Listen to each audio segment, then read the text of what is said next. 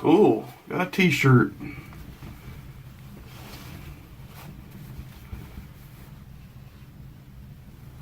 Thanks, Atomic Arms. It's awesome. Alright. Nice packaging here. Let's see what we got.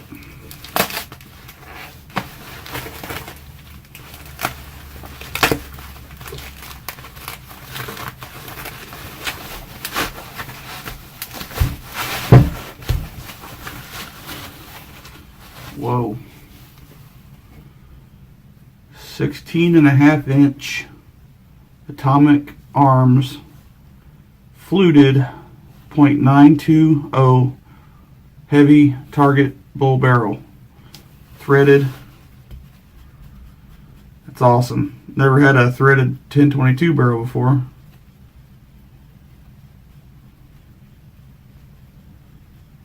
Got a nice thread protector on there. Threads are undercut. Nice finish. This is looks like a matte black.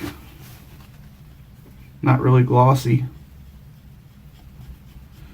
but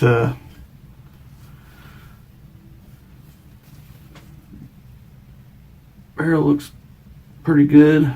Got a nice chamber there. This is a precision target chamber from what I was told. Micro groove, so all you Marlin owners out there with micro groove barrels that have a 1022 or thinking about getting a 1022, here is a micro grooved barrel that they offer in many different sizes, I believe, but this is the 16.5-inch barrel from Atomic Arms. 12 lands, 12 grooves.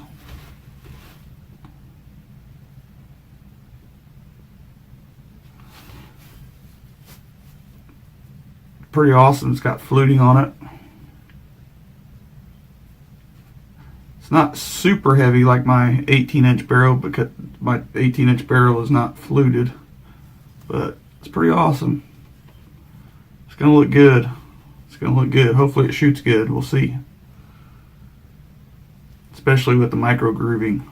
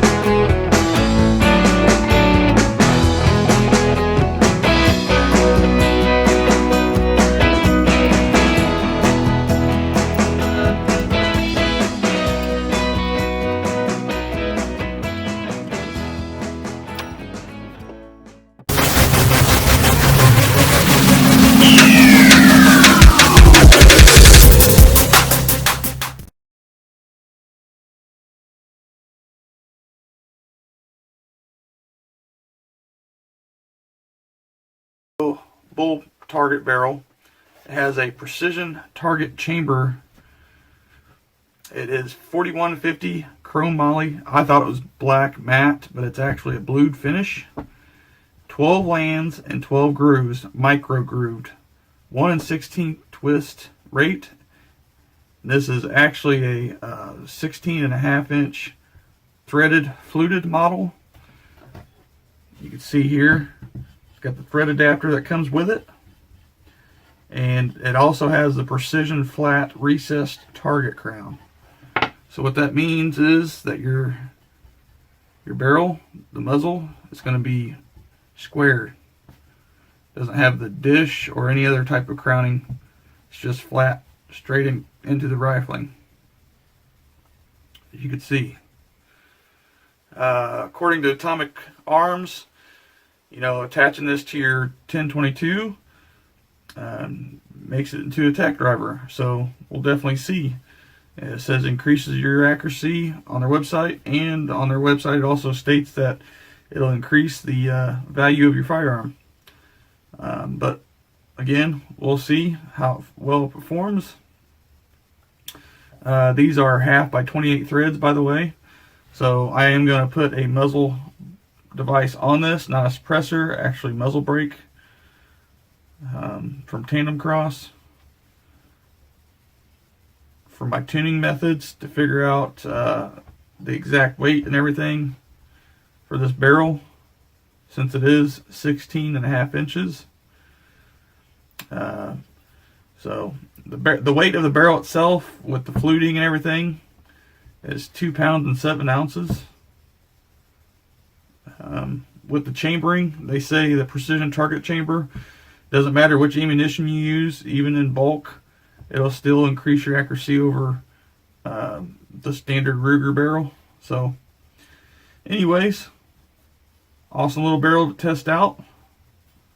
We'll definitely see.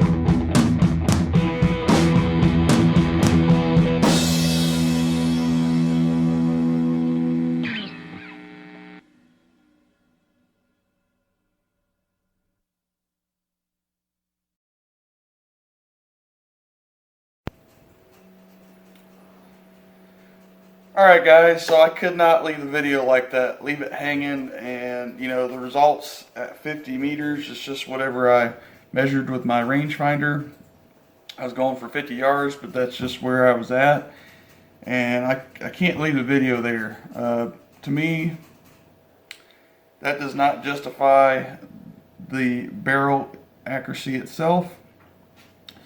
So this next following clips I'm about to show you, and I hate that the video is so long, but I actually sat down with the rifle after the initial ammo testing, as you've seen in the pre-calibration before shooting, that the barrel was damaging the longer bullets and it preferred shorter bullets. So that's what I shot in the initial accuracy test at the 50 meter mark.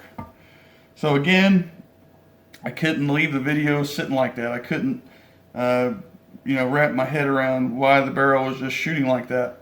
And I'm not going to point, I wasn't going to point fingers and then not do a review or nothing like that. I want to give you guys the best review and my personal opinions and my testing, and show you what I've done to give you the best results possible. So I sat down with the rifle set up here with the Atomic Arms 16.5-inch barrel here at my house at 50 yards on the bench and started studying the rifle. So as you've seen, like I said in the pre-calibration shooting video, or pre-calibration video, I showed that the CCI standard velocity were getting damaged prior to even being shot, literally. So I went ahead and shot the first group with the CCI standard velocity out of this barrel at 50 yards. Let me show you what that looks like.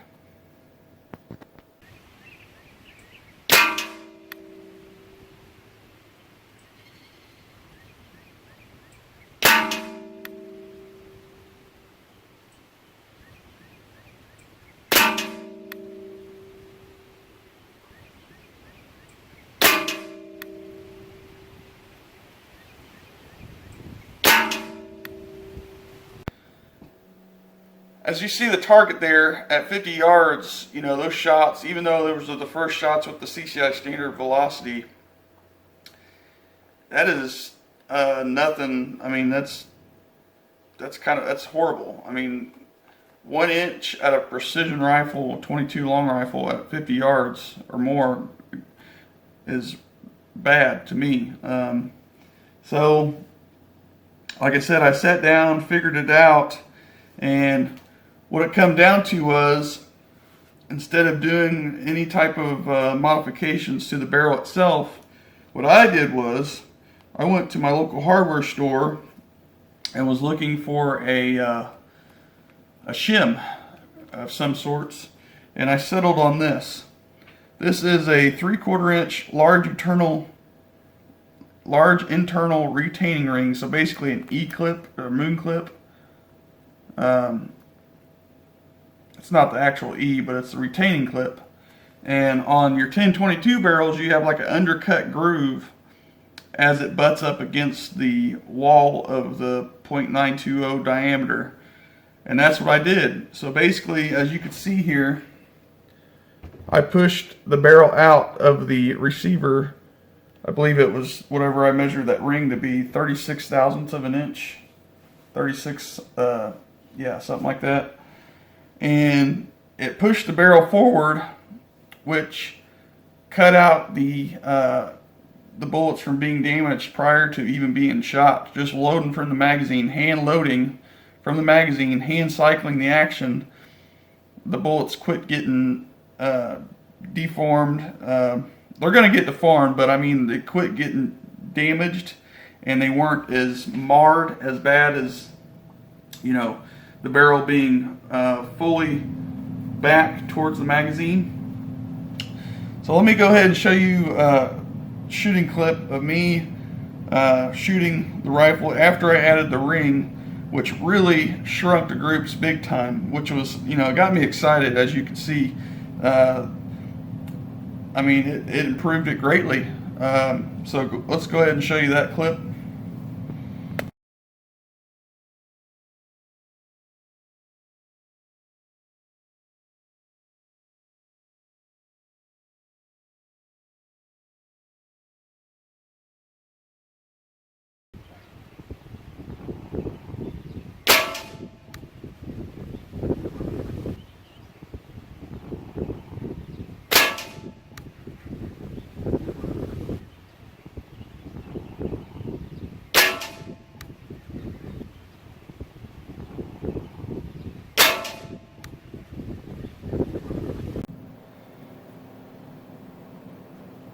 I also started noticing that the bullets were shedding lead, and when it was firing, I felt lead hitting my arm, shrapnel, and come to find out the actual chamber face on this barrel, which it's labeled Atomic Arms, but it's actually made by Keystone Armory.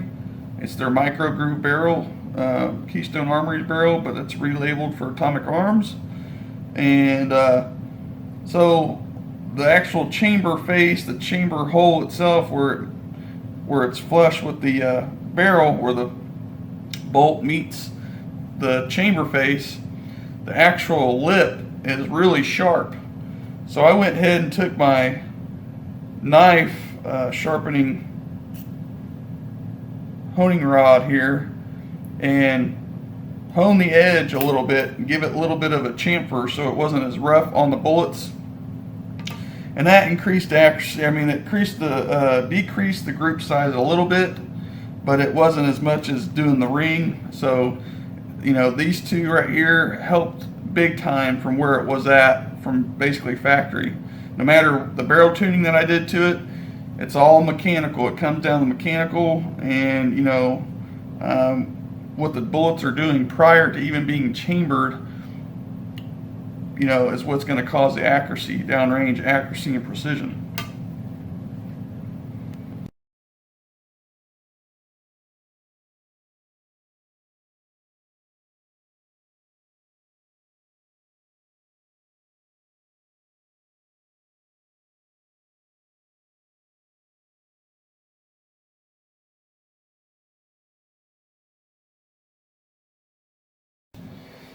Next thing I started noticing was that I kept getting a flyer on the right side of the group.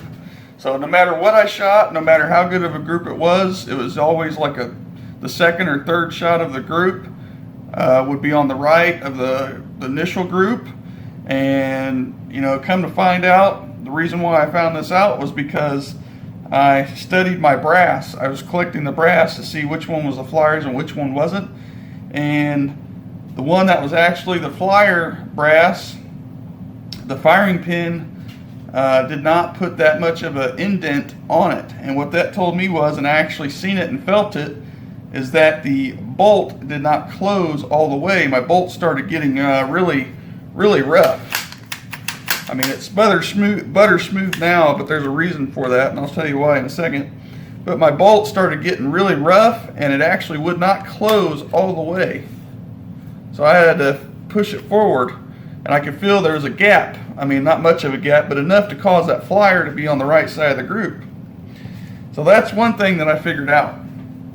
So I knocked the flyer out after that.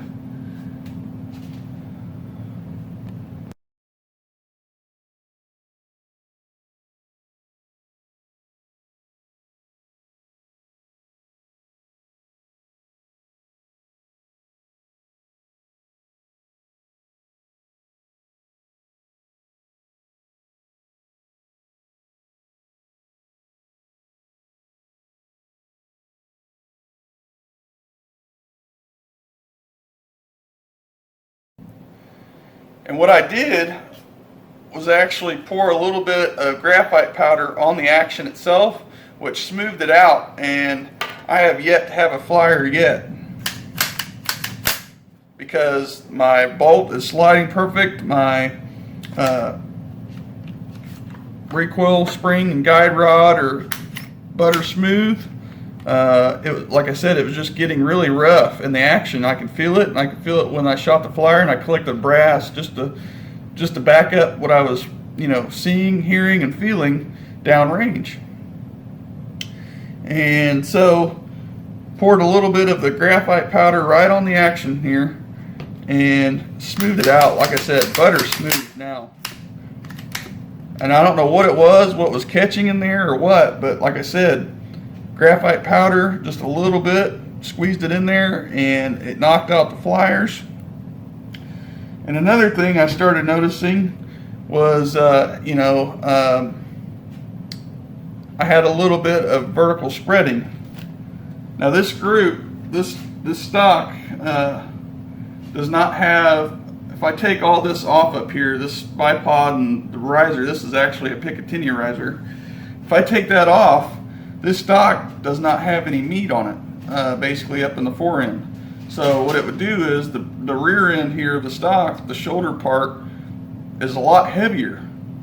And when I'm sitting there shooting and bearing down on my bags, this end has no weight on it. So what it's doing is, like when I'm shooting, the action and everything, as soon as I pull the trigger, it's just vibrating. Even though the barrel is tuned, this is the whole gun that's doing it. So, like I said, no matter how good my calculations were for the barrel tuning and that, the whole gun was bouncing. And the reason why I caught onto that real quick is because I actually shot it with just the bipod to see what was happening. I was getting a vertical spread up and down, about a 2-inch spread downrange. So what I did was I added this riser, because this stock is the actual Archangel stock, 1022 precision stock. I added this riser on the last slot here and pushed the bipod up forward to add more weight center forward. So it's pretty much well balanced where I'm actually putting the bag at on the gun, because I'm putting the bag like right here, and I'd rather shoot weight forward and not weight in the back. So what that means is downrange, and if you've watched my channel long enough, I told you guys that I can read my targets.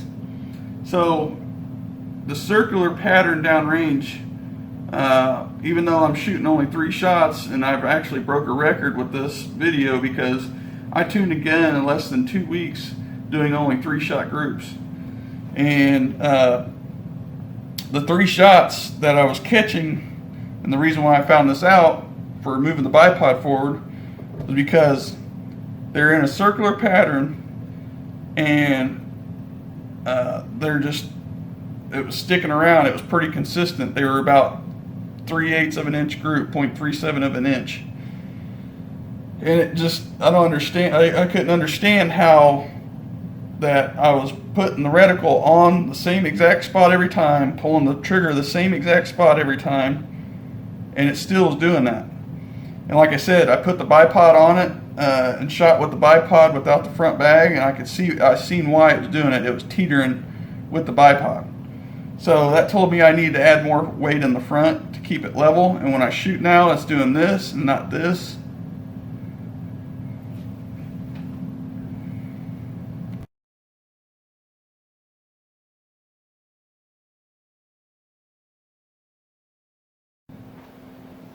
Last thing I want to hit on is I got this gun shooting extremely well. I'm talking, pretty much the same hole at 50 yards.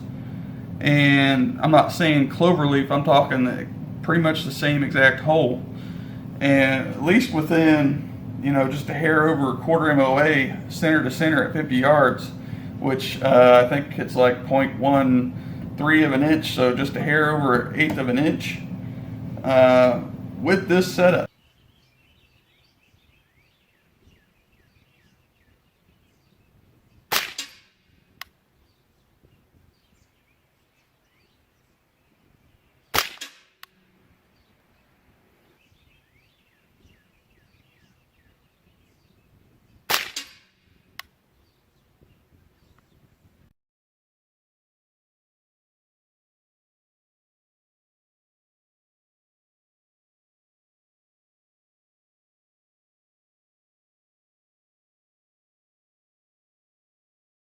And 50 yards, that is amazing with non-match grade components. I mean, the barrel, it might be considered match grade, but it has a precision target chamber, not an actual match chamber in it. And I'm using CCI standard velocity, not match ammo. And I did all this with this setup. I mean, I can make pretty much any ammunition I want shoot well.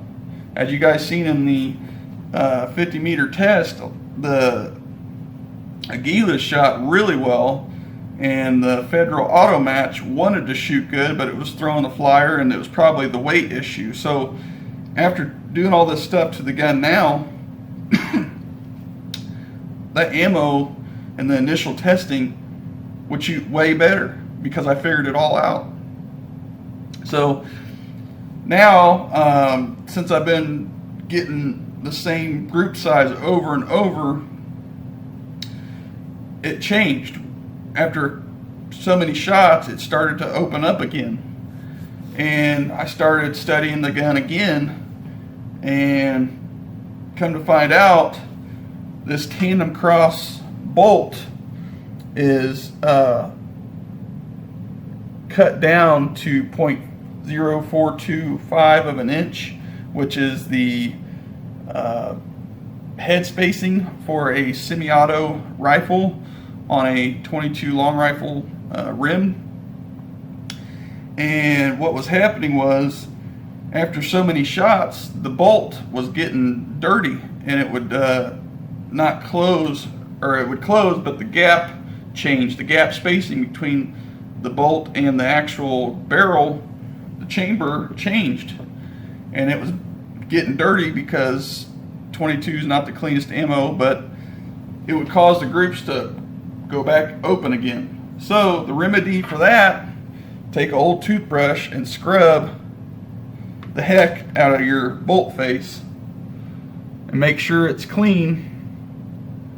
No, no dirt or film or anything like that, and it'll be back on again. So truth be told, is this barrel a tack driver?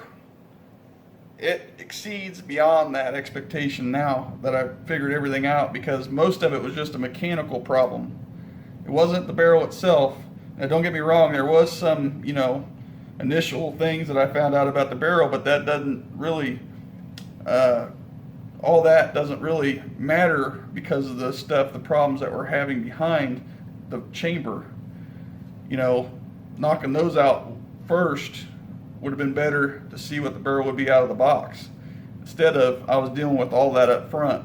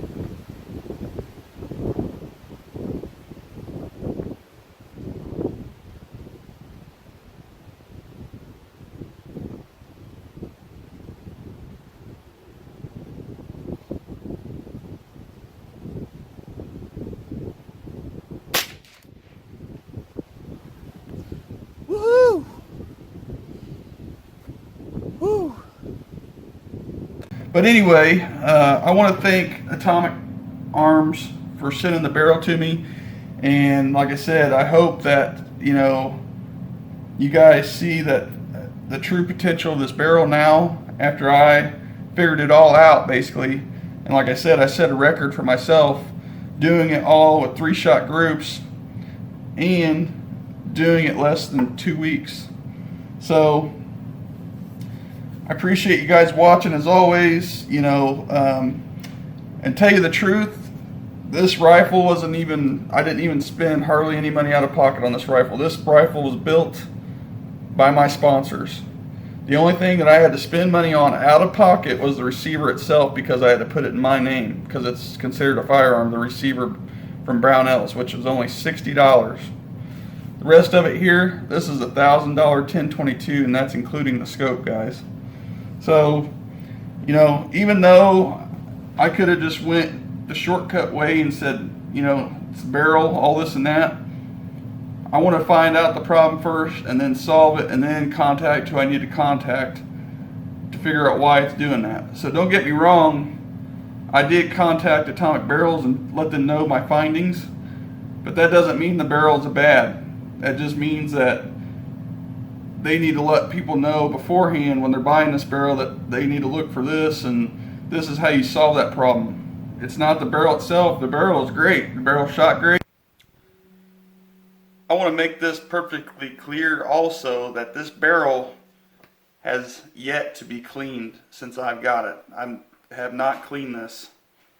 So all the flyers, all that stuff was just from being mechanical problems, and you know, like I said, some of the problems that the barrel initially had that I solved. So just to clear the air that the barrel has not been cleaned and has had 500 rounds or so through the barrel as I've been editing and making this video for you guys the past 2 weeks. You know, 16.5 inch barrel, the velocities weren't that much different than any other of my barrels, longer, shorter. It was a great barrel, but again, it comes down to you figuring it out, you finding out what your gun needs and what it wants and why it's happening behind the chamber, why it's happening before it even gets in the chamber, and why it's happening downrange after it went through your barrel. So to me, that's what a true marksman is.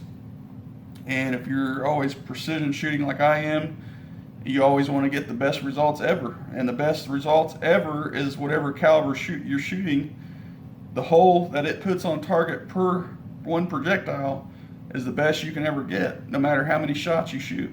So, alrighty everybody. Well, again, sorry this was a long video, you know, but I wanted to tell you guys and share with you guys the info I found and to figure out why, you know, the barrel's doing what it was doing. So again, thanks for watching. I hope you stuck with me so far, and I'm glad Atomic Arms sent this barrel to me for testing.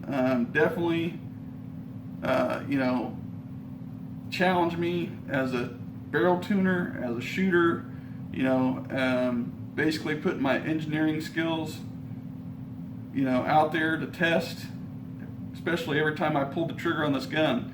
And that's another thing real quick before I end the video. If you're going to the range and you're not learning anything, then you're just simply pulling the trigger. But if you're going to the range, pulling the trigger and learning something every time you go to the range, every range session you go to, you're doing it the right way, because you're pushing yourself to learn. You're pushing yourself for more knowledge. And if you're not doing that, all you're doing is just pulling the trigger. So, all right, guys, that's it. Thanks for watching this long. We'll see you on the next one.